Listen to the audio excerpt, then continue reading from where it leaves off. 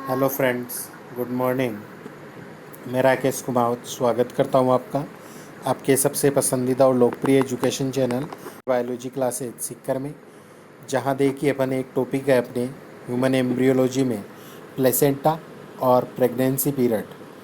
ये दो टॉपिक ऐसे हैं, इनके बारे में थोड़ी सी जानकारी आपको दे रहा हूँ। एक डिमांड आई थी इन दो टॉपिक की, इसके ऊपर मैंने एक ये छोटा सा वीडियो बनाया है। आशा करता हूँ आपको पसंद आएगा। तो देखिए, वीडियो शुरू करते हैं। वीडियो को लाइक कर दीजिए और जो चैनल पर पहली बार आए हैं वह चैनल को सब्सक्राइब ज़रूर कर लीजिए। तो देखिए, यहाँ पर मानव में भ्रूणीय अवस्थाएं जो होती है ना, उनका सारांश दे रखा है। जैसे अपन कह सकते हैं कि निषेचन की क्रिया हो जाती है। निषेचन अपने को पता है, नर तथा मादा युग्मक के केंद्रक संलयनी क्रिया क्या होती है? निषेचन होती है। और निषेचन की क्रिया मादा के शरीर में कहाँ पर होती है? फैलोपियन नलिका के अंदर होती है। अब निषेचन होने से लेकर गर्भावधि जो होती है 9 माह की, उनमें शरीर में कौन कौन से परिवर्तन आते हैं उसके बारे में आज अपन इस वीडियो में देखेंगे। तो देखिए, प्रत्येक दिन के हिसाब से यहाँ पर पूरी जानकारी दी हुई है। तो सबसे पहले जो फर्स्ट दिन होता है ना, उस दिन कौन सी क्रिया होती है वो अपन चर्चा करते हैं। तो फर्स्ट दिन यानी सबसे पहले क्या हुआ? निषेचन की क्रिया हुई। निषेचन हो गया, युग्मनज बन गया। फिर जो निषेचित अंडाणु होता है ना, उसका व्यास कितना होता है उस समय? लगभग 0.15 mm होता है। ये फर्स्ट दिन की बात है। फिर सेकंड दिन अपन देखते हैं कि दो कोशिका अवस्था हो जाती है, यानी जो युग्मनज होता है ना, वह दो कोशिका की अवस्था में डिवाइड हो जाता है। ये दूसरे दिन की क्रिया होती है। तीसरे दिन अपन कहते हैं जो मोरूला अवस्था, यानी कि 16 कोशिका की अवस्था बनती है, मोरूला अवस्था होती है तीसरे दिन। चौथे दिन जो ब्लास्टोसिस्ट यानी कि कोरक पुट्टी का गर्भाशय अवकाशिका में क्या हो जाता है? प्रवेश हो जाता है। ब्लास्टोसिस्ट का जो अपन देखते हैं गर्भाशय यूटेराइन ल्यूमन जो होता है उसमें प्रवेश हो जाता है। और जोना पेलुसिडा का क्या हो जाता है? विलोपन हो जाता है। जोना पेलुसिडा विलुप्त हो जाती है। इस समय जो कोरक पुट्टी होती है ब्लास्टोसिस्ट, उसका व्यास कितना होता है? 0.3 mm होता है। ये चौथे दिन की बात है। फिर 7 से 8 दिन अपन कह सकते हैं, या 6 से 8 दिन भी मान सकते हैं। उस समय क्या होता है? कोरक पुट्टी का जो एंडोमेट्रियम होता है ना, कोरक पुट्टी का एंडोमेट्रियम में क्या होता है? आंशिक प्रवेश होता है। जो कोरक पुट्टी होती है उसका एंडोमेट्रियम में आंशिक प्रवेश होगा। और मुख्य क्रिया कौन सी होती है? इम्प्लांटेशन यानी कि रोपण या आरोपण की क्रिया होती है, जो कि मोस्टली अपन कह सकते हैं 6 से 8वें दिन या 6वें दिन संपन्न मानी जाती है। तो ये क्रिया हो जाती है। फिर 12 दिन देखिए कि कोरक पुट्टी का एंडोमेट्रियम में प्रवेश पूर्ण हो जाता है। भ्रूणीय डिस्क यानी कि एम्ब्रियोनिक डिस्क का निर्माण हो जाता है। अतिरिक्त भ्रूणीय मध्य चर्म, एक्स्ट्रा एम्ब्रियोनिक मेजोडर्म, एमनियोन और योल्क यानी कि पित्तक कोश का क्या हो जाता है? निर्माण हो जाता है। ये कब होता है? 12वें दिन यह प्रक्रिया होती है। किसका निर्माण हो रहा है? एम्ब्रियो डिस्क का निर्माण। अतिरिक्त भ्रूणीय जो झिल्लियां, मध्य चर्म, एमनियोन, पित्तक कोश का निर्माण होता है। 14वें दिन अपन कहते हैं कि आदि रेखा यानी कि जो प्रिमिटिव स्ट्रिक होती है उसका निर्माण होता है। फिर आगे अपन देखेंगे 18वें दिन। देखो क्या होता है? 3 से 5 जोड़ी काय खंड सोमिट्स का क्या होता है? निर्माण होता है 18 दिन। 19 दिन का जब भ्रूण हो जाता है तो उस समय देखिए कि तंत्रिका खांच यानी कि न्यूरल ग्रूव, तंत्रिका पट यानी कि न्यूरल प्लेट, पृष्ठरज्जु पट यानी कि नोटोकॉर्डल प्लेट, 6 से 8 जोड़ी काय खंडों का क्या हो जाता है? निर्माण हो जाता है। 19वें दिन यह प्रक्रिया होती है। फिर 24वें दिन देखिए क्या होता है? सिर व पुच्छ भागों का निर्धारण होता है। 24वें दिन सिर और पुच्छ भागों का निर्धारण होगा। 21 से 23 जोड़ी काय निर्मित और अधर भाग में हृदय का निर्माण क्या होता है? जारी हो जाता है। यानी कि हृदय का निर्माण, हृदय बनना शुरू हो जाता है। 24 दिन का अपन मान सकते हैं जब भ्रूण होता है तो हृदय का निर्माण शुरू हो जाता है। यहीं पर मैं आपको बताना चाहूँगा कि भ्रूण का जो भ्रूण होता है ना, उसका फर्स्ट फंक्शनल ऑर्गन अगर अपने से पूछे, क्रिया कार्य करने वाला अंग पहला, तो वह कौन सा होता है? हार्ट होता है। लेकिन भ्रूण का फर्स्ट ऑर्गन जो विकसित होता है वह कौन सा होता है? उसका ब्रेन होता है, मस्तिष्क होता है। ध्यान रखना, तो ब्रेन तो सबसे पहले विकसित हो जाता है, लेकिन अगर फंक्शनल ऑर्गन पूछे तो वह कौन सा होगा? हार्ट होगा। 28वें दिन देखिए क्या होता है, हृदय का धड़कना प्रारंभ हो जाता है। भ्रूण जब 28 दिन का होता है ना, हृदय धड़कना शुरू हो जाता है। तंत्रिका नाल का निर्माण भी पूर्ण हो जाता है। 3 जोड़ी ग्रसनी चाप निर्मित हो जाती है। 30 से 31 जोड़ी कायखंड निर्मित हो जाएंगे। रुधिर द्वीप यानी कि ब्लड आइसलैंड दिखने लगते हैं। तो ये 28 दिन होती है। तो इस प्रकार से 1 माह के अंदर लगभग ये क्रिया होती है। फिर 32 दिन का जो भ्रूण होता है तो उसमें 30 से 31 जोड़ी कायखंड क्या हो जाते हैं? निर्मित हो जाते हैं। 30 से 31 जोड़ी अपन कहेंगे, उसके अंदर कायखंडों का निर्माण हो जाता है।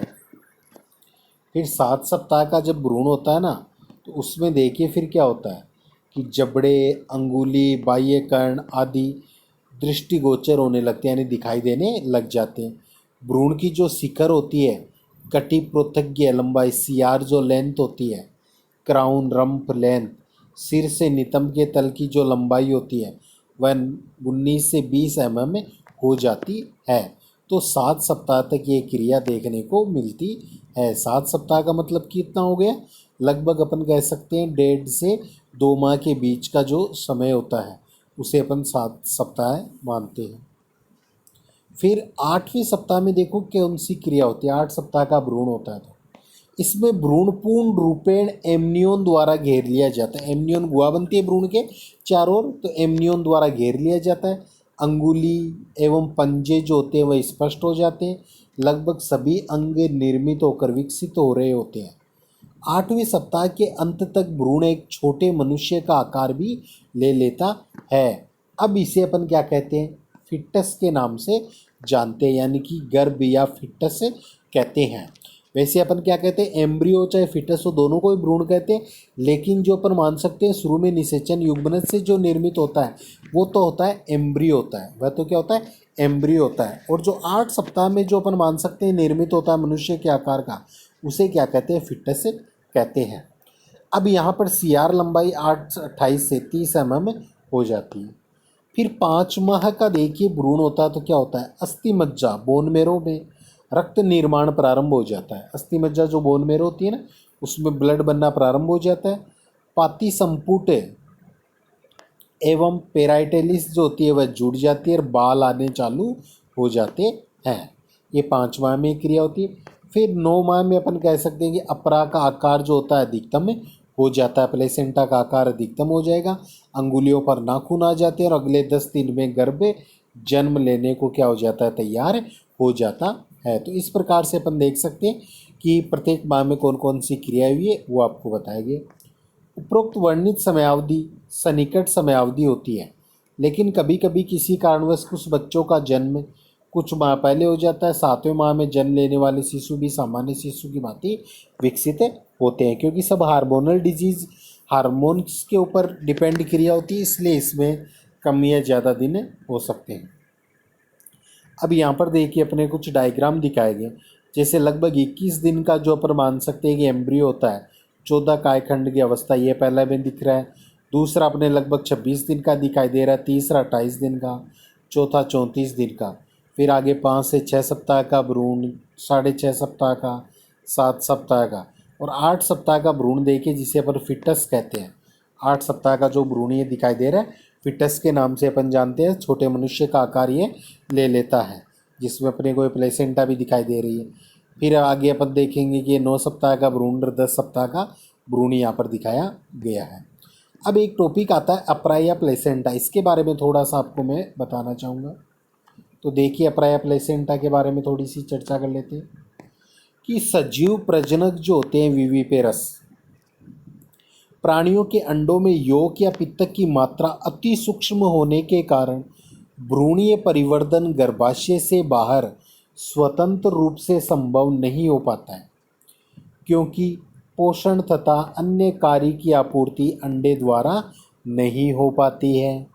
विकसित हो रहे भ्रूण को पोषण तथा अन्य कार्य की आवश्यकताओं हेतु मातृक जो उत्तक होते हैं उन पर डिपेंड रहना पड़ता है। अतः इन आवश्यकताओं की पूर्ति हेतु विशिष्ट अनुकूलन जो होता है वह पाया जाता है, जिसे अपन क्या कहते हैं? अप्रा या प्लेसेंटा कहते हैं।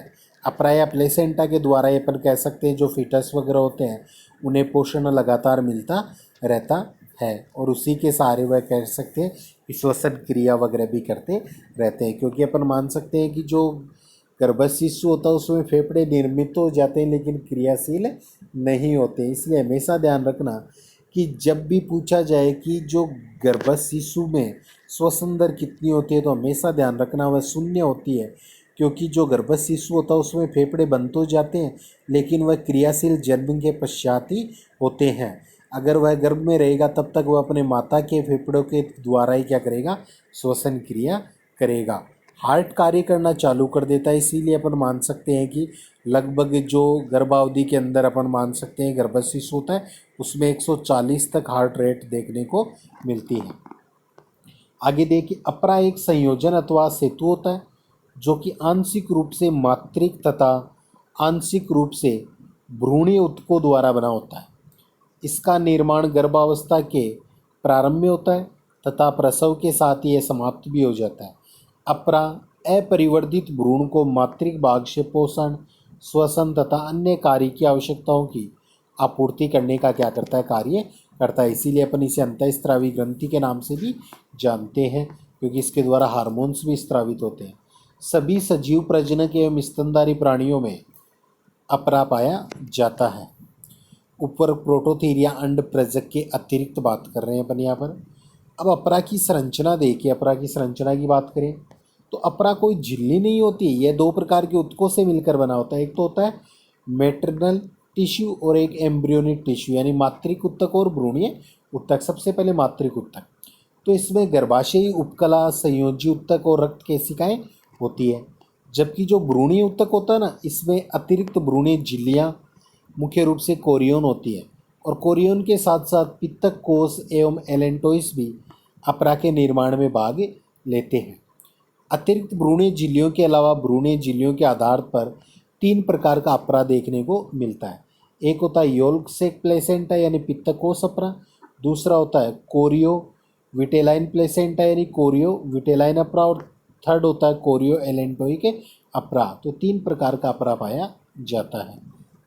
फिर आगे देखिए, इसमें पित्तक कोष अपरा, सबसे पहले अपन बात कर रहे हैं यहाँ पर पित्तक कोष जो अपरा होता है उसकी। फर्स्ट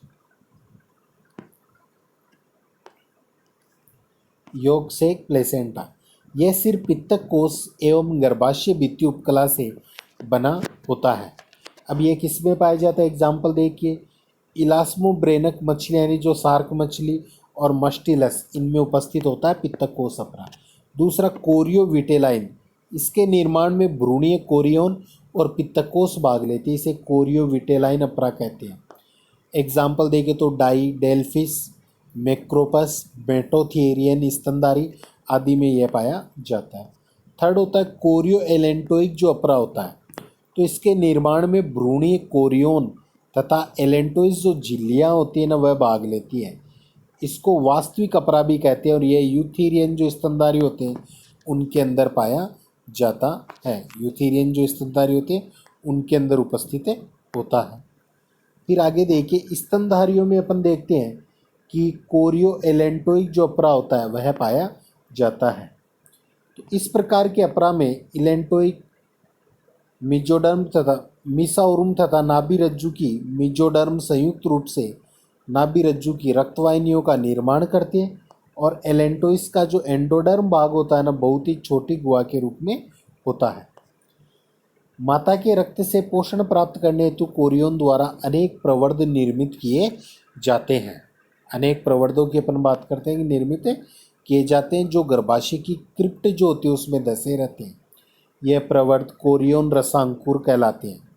प्रारंभ में यह संपूर्ण कोरियोन पर निर्मित होते हैं, लेकिन बाद में यह केवल पाती आधार में स्थित हो अपरा निर्माण में सहयोग करते हैं। शेष कोरियोन के रसांकुर विलुप्त हो जाते हैं, और कोरियोन का वह हिस्सा जो अपरा निर्माण में सहयोग करता है उसे परिअंकुरी जरायु या कोरियोन फ्राउंडसम के नाम से भी जानते हैं। तो मनुष्य में जो प्लेसेंटा होता है वह कोरियोनिक कह सकते हैं या कोरियो एलेंटोइक प्लेसेंटा पाया जाता है। तो ये थी मुख्य बातें एम्ब्रियोलॉजी से संबंधित। आशा करता हूँ कि जानकारी आपको पसंद आई होगी। तो अगर वीडियो को लाइक नहीं किया तो लाइक कर दीजिए और ज़्यादा से ज़्यादा वीडियो को शेयर ज़रूर कीजिए दोस्तों। यही मैं आपसे बार बार कहता हूँ, क्योंकि आप शेयर करोगे लोगों के पास जानकारी ज़रूर पहुँचेगी, सबको उसका फ़ायदा मिल सकेगा और चैनल भी अपना ज़्यादा ग्रोथ कर पाएगा। वीडियो देखने के लिए आप सभी का धन्यवाद। मिलते हैं अगले वीडियो में नए टॉपिक के साथ। तब तक के लिए जय हिंद, जय भारत।